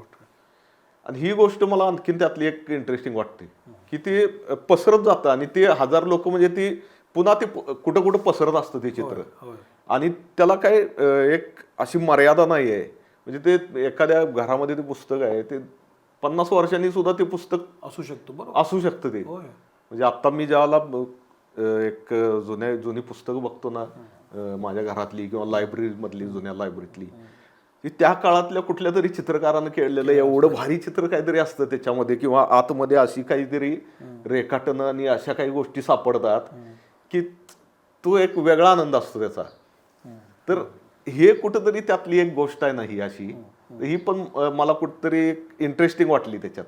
म्हणजे हे एवढ्या अशा पद्धतीनं ते कुठंतरी पसरत जातं. किंवा ते दिवाळी अंक आहे, दिवाळीच्या वेळेला सगळं एकदम असं काहीतरी भन्नाट वातावरण तयार झालेलं असतं. अरे इकडे याचा दिवाळी अंक आहे, तिकडे त्याचा, वेगवेगळे विषय आणि त्याचं सगळ्याचं संचित तुझ्या चित्रात. म्हणजे त्याला किती जरी नाव ठेवली कोणी, म्हणजे अलीकडे ती फॅशन झालेली आहे दिवाळी अंकाला, म्हणजे असं चालू आहे ती, आपल्या सोशल मीडियावर वाचतो आपण. पण नाही, अरे चांगली गोष्ट आहे ना ती. म्हणजे त्या निमित्तानं काही ना काहीतरी समोर येत राहतं. ते म्हणजे चित्र समोर येतात, काही कविता चांगल्या येतात, सगळ्या चांगल्या गोष्टी समोर येतात. जे पुढं काय होतं ते जाऊ दे, तुम्ही कशाला त्याचा एवढा लोड घ्यायचा. आत्ता जे सगळं ते व्हायला लागलं ना, काहीतरी चांगलं होतं ना त्या निमित्तानं. तर त्या दृष्टीनं त्या एकूण सगळ्या ह्याच्यामुळं चित्रकला पण पसरत असते ना, ही एक चांगली गोष्ट आहे. आणि जे लोक कधी आर्ट गॅलरीमध्ये जाणार नाही आहेत त्यांच्यापर्यंत जातं. आता उदाहरणच द्यायचं झालं तर एक म्हणजे लहान मुलांसाठीचा जो अंक असतो आपल्याकडे किशोरचा, लाखो कॉपीज काढतात त्याच्या. आणि ते एवढ्या कुठेतरी त्या म्हणजे ज्या गावांची नावं सुद्धा आपण ऐकलेली नाही, तिथून फोन येतात तुमचं चित्र बघून. म्हणजे ती लोक कधी येणार होते आर्ट गॅलरीमध्ये, पण ते चित्र पोहोचलं ना त्यांच्यापर्यंत. ते कशामुळे गेलं, त्या मुखपृष्ठावर आल्यामुळे ते गेलं. तर ही गोष्ट कुठेतरी एक माझ्यासाठी इंटरेस्टिंग आहे ती. त्यामुळे मग ती करण्यात पण आनंद आहे. तू आत्ता इतकी वर्ष चित्र काढतोयस, जहांगीरला सुद्धा प्रदर्शन आहे. आत्ताची जी पिढी जी GD आर्ट शिकते आहे, जी आता कॉलेजमध्ये आहे, कमर्शियल आर्ट करते, फाईन आर्ट करते आहे, ही मुलं जेव्हा तुला भेटतात आत्ता येऊन ही जी मुलं जी आता बाहेर पडणार आहेत काही वर्षानंतर, जेव्हा तू 1998 मध्ये जसा होतास बाहेर पडलास, बरोबर. ही मुलं जेव्हा तुला भेटतात तेव्हा ह्या चित्रकारांचा अप्रोच काय आहे जगण्याकडे बघायचा, ह्या लोकांचा काय विचार आहे? एक तर ना आता फरक असा झालाय, म्हणजे म्हणजे मी ज्यावेळेला याच्यातून बाहेर पडलो आर्ट स्कूलमधून किंवा त्या पिरियडमधला, ह्या ज्या माध्यमांचा जो एक असा विस्फोट झालेला आहे ना, किंवा जे तुम्हाला मला काय वाटायला लागलंय असं अलीकडं की तुम्हाला नको त्या प्रमाणात सगळं बघायला मिळायला लागलंय, अति प्रमाणात. म्हणजे काही गोष्टी ना, म्हणजे आर्ट स्कूलमध्ये आता मी बऱ्याचदा जात असतो, डेमॉन्स्ट्रेशन होत असतात किंवा वेगवेगळ्या कारणांनी जात असतो. तर विद्यार्थ्यांचं एक मागाशी जसं मी म्हटलं की स्वतः जो विचार करायला पाहिजे किंवा आपल्या चित्रांबद्दल आपला काहीतरी एक विचार कसला का असे ना तो, पण आपल्या चित्रांबद्दल आपला एक विचार व्हायला सुरुवात व्हायला पाहिजे. बरोबर. तर ते कुठंतरी तिथं सापडत नाही आहे मला. म्हणजे काही विद्यार्थी असतात असे खूप सिरियसली काम करत असतात, चांगलं काम करत असतात, पण बहुतांश असं बघायला मिळतं की ते जे काही दिसायला लागलं त्यांना त्यांच्या मोबाईलमध्ये किंवा एकूण याच्यामध्ये, तर त्याच्या कुठंतरी ते आहारी गेलेलं आहे ते सगळं एकूण त्यांचं विचार करणं. हे कुठंतरी असं जाणवायला लागलं मला. पण ते त्यांच्या नकळत झालंय, नकळत झालेलं आहे. म्हणजे ते इतकं काय बघतात, कारण आता तिथल्या शिक्षकांचा सुद्धा अनुभव असा आहे आर्ट स्कूलमधल्या की जसं असाइनमेंटसाठी विषय देतात ना ते स्कूलमध्ये, तर ते विद्यार्थी ते टीचर्स सांगतात की विद्यार्थी आधी ते विषय तुम्हाला त्या गुगलवर सर्च करतात, पिंटरेस्टवरती ते त्याचं रेफरन्सेस सर्च करतात. मग अशा पद्धतीनं काय काय होणार नाही ना ते, आणि मग तिथून सगळं कन्फ्युजन व्हायला चालू होतं. मग ते इथून घेतलेलं आहे तिथून घेतलेलं असं काहीतरी गोष्टी त्या व्हायला चालू होतात. आणि मग ज्यावेळेला तू तिथून तो बाहेर पडतो, मग त्याच्याकडे काय तुझं म्हणून एक काहीतरी एक थॉट तरी तू तिथून काहीतरी जात, म्हणजे तू तिथून असायला पाहिजे. हे मान्य आहे की तू तिथून पूर्ण तुझं काय डेव्हलप झालेलं काय घेऊन बाहेर पडणार नास, बरोबर आहे. त्या प्रोसेसमध्ये तर तू पाऊल तर टाकलेलं असायला पाहिजेस की किमान बाबा मला ह्या पद्धतीची चित्र मी माझी काढणार आहे किंवा इथून पुढे अशा पद्धतीनं मी काम करणार आहे, एवढं तरी कुठंतरी तुमच्या ह्याच्यामध्ये जागृत झालेला असायला पाहिजे. मला असं वाटतं ना, ही जी मुलं बाहेर पडतात ही ऑलमोस्ट 100 पैकी 90 मुलं नोकरीसाठीच शिकत असतात. म्हणजे काय ॲनिमेशन, कमर्शियल आर्टिस्ट कुठून काहीतरी कोर्स करून करायला लागेल, म्हणजे नोकरी हा मुद्दा असतो. बरोबर. त्यातला कला आणि व्यक्त होणे हा मुद्दा गौण असतो असं मला खूप कमी. खरं आहे. म्हणजे एका बॅच मधून समज एक 35 लोकांचा क्लास असेल एका आर्ट स्कूल मधल्या, तर त्यातले 1 किंवा 2च असे पुढे टिकतात जे पूर्णपणे चित्रकार म्हणून काम करत राहतात पुढच्या त्या बॅच मध्ये. आणि काही काही वेळेला तर ते सुद्धा होत नसतं. अरे मला तर आता असं वाटतं, माझ्या आजूबाजूला जी मुलं आहेत त्यांना चित्रातलं काही फार समजत नाही, पण ते सगळे आता कमर्शियल आर्टिस्ट होऊन तर बाहेर पडले तर नोकरी पण करायला लागले. नाही, तो एक मार्ग आहे. हा सगळा वेगळाच मुद्दा चाललाय. आधीपासून चित्रकलेशी काही देणं घेणं नाही, पण बरोबर ग्राफिक डिझायनर म्हणून बाहेर पडायला लागतं आणि काम करायला लागतं ॲनिमेशन मध्ये. अशा मुलांना तू काय सांगशील मग, हा थॉट डेव्हलप कसा करायचा असतो? नाही, आता म्हणजे जसं तू म्हटलास ना की काही विद्यार्थ्यांचं ते ठरवूनच आले असतं की नोकरी करायची, साहजिक आहे. म्हणजे व्यावहारिक विषय तर हे होणार, पण तर तो एक मार्ग आहे. म्हणजे नोकरी मिळवण्याचा हा एक मार्ग आहे ह्याच्यामधून, तो एक वेगळा विषय पूर्ण त्यांचा अप्रोच. पण त्यात राहून सुद्धा काही काम केलेली मुलं आहेत, नोकरी त्या ॲनिमेशन मध्ये करतात आणि तरी सुद्धा त्यांनी चित्र जपलेलं आहे आपलं. अशी पण काही उदाहरणं आहेत. पण हा जो एकूण सगळा प्रकार आहे, म्हणजे तिथून आर्ट स्कूलमध्ये तुम्ही कशासाठी जाताय हे जी गोष्ट आहे, तर ह्यातल्या जसं म्हटलं तसं एखाद दुसराच कोणीतरी तो पुढं त्या पद्धतीनं चित्र काढत राहतो. आणि मग काही मुलं अशी पण आहेत, म्हणजे खूप चांगले काम करतात. आता माझ्या माहितीतल्या आमच्या सांगलीच्या आर्ट स्कूलमधून बाहेर पडलेली मुलं आहेत, खूप छान काम करतात ती. म्हणजे त्यांचं स्वतःचा काहीतरी थॉट आहे, म्हणजे ती चित्र कुठल्या पद्धतीनं त्यांना प्रेझेंट करायचे आहेत किंवा काय सांगायचं हे त्यांना चांगलं माहिती आहे. म्हणजे अगदी यंग मुलं आहेत अशी ती, तर ती येत असतात. मग आमचं काहीतरी, मग मला पण त्यांच्याकडून नवीन काहीतरी ऐकायला मिळतं. कारण नाही म्हटलं तरी एक 20 वर्षाचं जे काही अंतर असतं ह्याच्यामध्ये आणखीन काही गोष्टी त्यांच्याकडून पण वेगळ्या काहीतरी कळत राहतात आपल्याला, अशा पण गोष्टी होत राहतात, देवाणघेवाण होत हा होत राहते. तर ह्या गोष्टी होत असतात, म्हणजे चालू होती. या सगळ्यामध्ये टेक्नॉलॉजी एक खूप महत्वाचा फॅक्टर आहे तुझ्या चित्रकलेमध्ये. म्हणजे आता तू आता ज्या काळात चित्र काढायला लागलास तिथे आता टेक्निक पण आलेलं आहे, आता ब्रश पण हातात घ्यायला लागत नाही, तर तुम्ही पॅडवर किंवा याच्यावर चित्र काढू शकता. अनेक मोठे मोठे चित्रकार आहेत की जे आता टेक्नोसाव्ही झालेले आहेत, जे डिजिटल पेंटिंग करायला लागलेले आहेत आणि फेसबुकवर बघायला पण मिळतं, ते उत्तम करतायत. तू असा कधी प्रयत्न केलास का टेक्निकली ॲडव्हान्स होऊन आपण असं करून बघूया? ऍक्च्युली आता कसं आहे, मी काम करतोच, म्हणजे डिजिटली पण आयपॅडवरती खूप जवळजवळ मी एक 7-8 वर्षापासून काम करतो, आयपॅड वापरायला चालू केली, त्याच्यावरती भरपूर काम पण केलंय. विषय असा आहे की आयपॅड किंवा एकूणच ही जी माध्यम आहेत नवीन डिजिटल टूल्स आहेत सगळी, तर ह्याच्याकडं आपण काय, आपला अप्रोच काय आहे, म्हणजे ते एक शॉर्टकट म्हणून आपण वापरतोय का फक्त एक नवीन माध्यम आहे ते, म्हणजे जसं वॉटर कलर आहे, पेन्सिल आहे, चारकोल आहे, ऑइल कलर्स आहेत. तर मला असं वाटतंय की ही जशी माध्यम आहेत, म्हणजे जी चालत आलेली आहेत, ॲक्रेलिक असेल, ऑइल असेल, वॉटर कलर असेल, जे काय असेल ते आतापर्यंत, हा चित्राची वेगवेगळी माध्यम आहेत. जो जसं ज्याच्या स्वभावाला जसं सूट होईल त्या पद्धतीनं तो ती माध्यम हाताळत असतो आणि त्यात त्याचं काम करत असतो. तर त्या पद्धतीनंच डिजिटल हे एक माध्यम आहे. म्हणजे ते जसं सुरुवातीच्या काळात अगदीच वॉटर कलर होते, ज्यावेळेला ऑइल कलर किंवा हे ॲक्रेलिक कलरचा शोध लागलेला नव्हता, वॉटर कलरमध्ये काम करायचे. तर जसं जसं काळ बदलत गेला, प्रगती होत गेली किंवा शोध लागत गेले रंगांच्या मध्ये, एकूणच सगळ्या ह्याच्यामध्ये नवनवीन माध्यमं सापडत गेली. अगदी सगळ्यात अलीकडचं माध्यम म्हटलं तर ॲक्रेलिक कलर्स आहेत. तर तसं हे एक माध्यम अलीकडच्या काळात शोध लागलेला आहे आपल्यासाठी.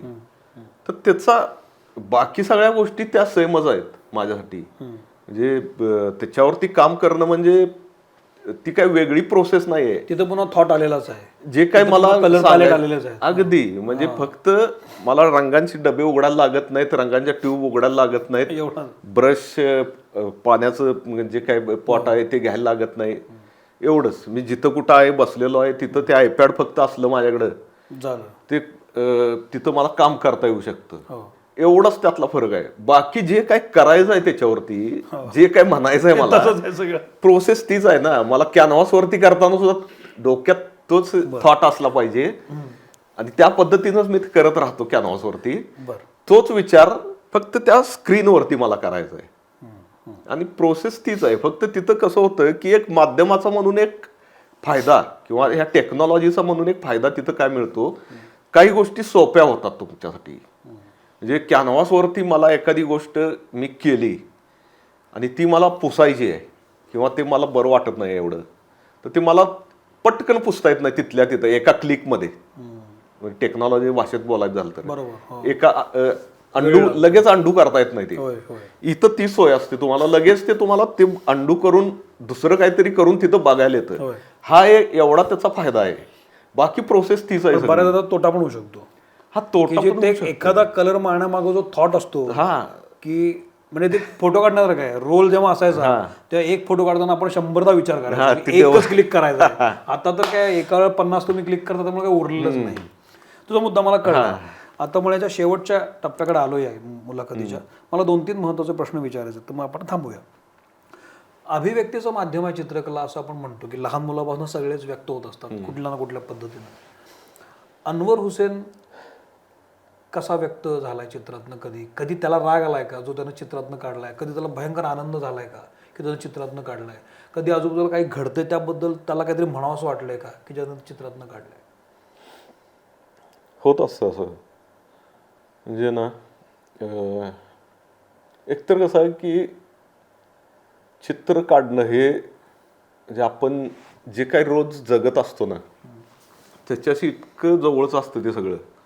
आता इथली चित्र बघितलीस तर तुला एक गोष्ट लक्षात येईल की ह्या चित्रांमध्ये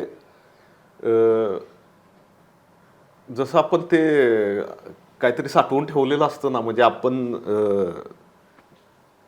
ज्याला आपल्याला जाणीव होते, एक जन्मल्यानंतर आपल्याला जाणीव व्हायला चालू होते, लगेच एक एक पिरियड असतो त्यावेळेला काहीच कशाची जाणीव होत नसते. आपल्या आसपास काय आहे, काही गोष्टी घडतायत, किंवा हे कोण आहे माझ्या शेजारी बसलेलं, याचं काही असं भान नसतं. किंवा ह्या गोष्टी ज्यावेळेला जाणीव व्हायला चालू होते आणि त्यानंतर एक अशी प्रोसेस कंटिन्युअस असं चालू होत राहते, चालू झालेली असते आपल्यामध्ये आतमध्ये, की तो सगळा भोवताला आपल्या मध्ये कुठंतरी उतरत असतो असा.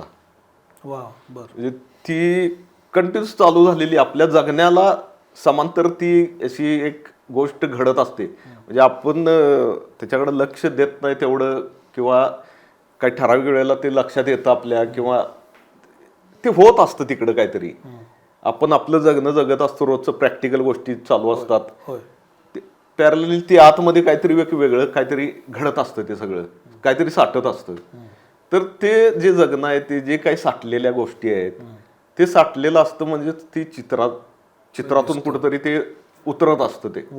आणि मग ह्या चित्रातून तुला तेच दिसेल की त्या ह्या सगळ्या ज्या साठलेल्या गोष्टी आहेत कुठंतरी, मग त्या काही आठवणी असतील, म्हणजे घडलेल्या घटना असतील, खूप सारं काही काही वस्तू असतील, ठिकाणं असतील, गावं असतील, झाडं असतील, काही असू शकतं त्याच्यामध्ये, काही म्हणजे काही असू शकतं. तर हे सगळं जे काही साठलेलं असतं ना, हे कुठंतरी ते वेळोवेळी त्या चित्रातून ते येत असतं. प्लस आणखीन एक गोष्ट कशी असते, आता काही गोष्टी अशा अचानक काहीतरी घडून जातं. म्हणजे जसं आता एखादी गोष्ट अशी काहीतरी घडली, खूप वाईट काहीतरी घडलं, किंवा असं काय भूकंप झाला कुठेतरी, काहीतरी घटना घडली, त्यावेळेला असं आपल्याला वाटतं की अरे हे कुठतरी ते आलं पाहिजे. म्हणजे ते जसं आपण एखादं कोणीतरी लिहून ठेवेल ना काहीतरी, बाबा ते अमुक एक गोष्ट झाल्यावर असं झालं, ते जे काही घडलेलं असतं ना, मग ते कुठंतरी एवढं डोक्यात आपल्या हे होऊन राहतं असं, तर ते येतं. मग त्या स्केचबुकमध्ये येतं, त्या चित्रात कुठंतरी येतं. म्हणजे ह्या गोष्टी होत होतात. म्हणजे अगदी आता तुला पर्टिक्युलर उदाहरण द्यायचं झालं तर, कोविडच्या त्या पिरियडमध्ये ना, म्हणजे ते वातावरण सगळ्यांनीच आपण अनुभवलेलं आहे. म्हणजे ती प्रचंड घुसमट होती ती. तर ती सगळी जी काही घुसमट होती, म्हणजे अक्षरशः म्हणजे मला चित्र सुद्धा काढायची इच्छा होत नव्हती. काहीच नाही, म्हणजे वाचायला घेतलं काय वाचायची इच्छा होत नाही, काय बघायला लागलो बघायची इच्छा होत नाही, म्हणजे चित्र काढायची इच्छा होत नाही. करायचं काय मग? असे दिवस जायला लागले, आठवडा गेला, 2 आठवडे गेले, लॉकडाऊन चालू आहे, एकदा संपलं, आता नॉर्मल होईल, पुन्हा नॉर्मल होईल, काहीच होत नाहीये. पण ह्या सगळ्या ज्या गोष्टी आहेत ना, ह्याचं एवढं कुठंतरी असं प्रेशर आतमध्ये तयार झालं असं, आणि एक दिवस ते अचानक असं बर्स्ट झालं. म्हणजे मला सुद्धा ते एक आश्चर्य वाटलं की ते, म्हणजे ती एक जवळजवळ एक 20-25 चित्रांची सिरीज अशी तयार झाली, आणि जवळजवळ त्या एक रात्र आणि दुसरा दुपारचा दिवस, एवढ्या त्या पिरियडमध्ये ती सगळी चित्र ती सगळी झाली होती ती. बापरे. म्हणजे जे काही ते प्रेशर होतं ना, ते सगळं असं त्या चित्रांमधून कुठंतरी बाहेर पडलं ते. अशा घटना होत असतात काहीतरी, म्हणजे म्हणजे वेगवेगळ्या प्रसंगी म्हण, किंवा वेगवेगळ्या अशा घटना घडतात, तर ते होत असतं ते. चित्रकला ही फार महत्वाचीच आहे, पण ती विशिष्ट वर्गापुरतीच राहिली असं मला वाटतं. चित्रकार पण विशिष्ट वर्गापुरताच राहिला, तो असं खालपर्यंत येत नाहीये. चित्रकार म्हणजे असा लोकांच्या तोंडात नाव आहे त्याचं असं होत नाही, तो एका विशिष्ट लेवलपर्यंतच राहतो. बरोबर. हे त्याला खाली आणणं खूप गरजेचं आहे. या स्तरावर, सोसायटीचं या स्तरावर आणणं गरजेचं आहे, सर्वसामान्य लोकांच्या स्तरावर. काय करायला पाहिजे त्याच्यासाठी? मगाशी जसं म्हटलं ना मी, की एकतर चित्रांची प्रदर्शनं अशी भरवायला पाहिजे, छोट्या छोट्या गावांमध्ये झाली पाहिजेत. दुसरी गोष्ट अशी आहे की आमच्याकडे आता कसं होतं, म्हणजे माझ्यासकट सगळ्या चित्रकारांची एक अशी हे असते, फारसं असं आपण मिक्स होत नाही. म्हणजे ज्या आपल्या एकूण भोवतालामध्ये किंवा एकूण वातावरणामध्ये फारसं मिक्स होत नाही. त्याला बरीच कारणं असतात, प्रत्येकाची वेगवेगळी असू शकतात. तर हे कुठंतरी जाणीवपूर्वक झालं पाहिजे, असं गेलं पाहिजे. हां. किंवा आता एक कसं झालंय की आणखीन एक त्यात गोष्ट अशी आहे की जे मगाशी जसं म्हटलं मी, चित्रांची प्रदर्शनं जी होतात ती सगळी मोठ्या अशा ठिकाणी आणि तिथं येणारा वर्ग ठराविक असतो, तर ती पण एक गोष्ट त्याला कारणीभूत आहे. आणि दुसरी एक त्याच्यावरती मार्ग एक मला असं दिसायला लागलं की एक तर चित्रकारांची अशी जे ग्रुप्स आहेत त्या गावातले, त्यांनी जाणीवपूर्वक असे काही ॲक्टिव्हिटीज केल्या पाहिजेत की आता मी आहे ना माझ्या गावामध्ये, तर माझ्या एक ग्रुपमधले एक 8-10 लोक असतील, जे मित्र असतील, जे चित्रकार असतील, मुलं विद्यार्थी असतील आर्ट स्कूलचे, तर असा एक महिन्यातून किंवा एक 15 दिवसातून एखाद दिवस जाणीवपूर्वक असं गावात कुठंतरी जमून तिथं एखाद्या स्पॉटवरती चित्र काढत बसायचं, वर्कशॉप सारखं काय. हा, तिथं तुम्ही जे स्टुडिओमध्ये करता ना तिथं स्पॉटवरती करत राहणं. ह्या गोष्टीमुळे काय होईल की लोक, कारण माझा अनुभव असा आहे की लोक येतात आणि मग ते इंटरेस्ट दाखवतात त्याच्यामध्ये, काय करायला लागलाय तुम्ही, त्याच्यातून काहीतरी एक इंटरॅक्शन होऊ शकेल काहीतरी, असं एक वाटतंय. आणि असे काही ग्रुप्स करत पण असतात, म्हणजे कोल्हापूरमध्ये आहेत, पुण्यामध्ये आहेत, स्केचर्स लोकांचे ग्रुप आहेत, तर ते अशा ठिकाणी जाऊन आणि त्यांचे खूप चांगले अनुभव आहेत. तर असं ठिकठिकाणी असं जर झालं तर त्याचा पण चांगला फायदा होईल. म्हणजे चित्रकला सुरुवात तर होईल निदान की बाबा हे असं काहीतरी असतं, मग तिथून पुढे त्यांना आणखीन काही वेगळं बघायची इच्छा होईल त्यांना, किंवा म्हणजे बघणाऱ्या 50 लोकांच्या मधून 1-2 लोकांना जरी प्रमाण असंच असणार आहे, पण निदान होईल तरी काही ना काहीतरी होईल. हा, तर ही एक गोष्ट होईल.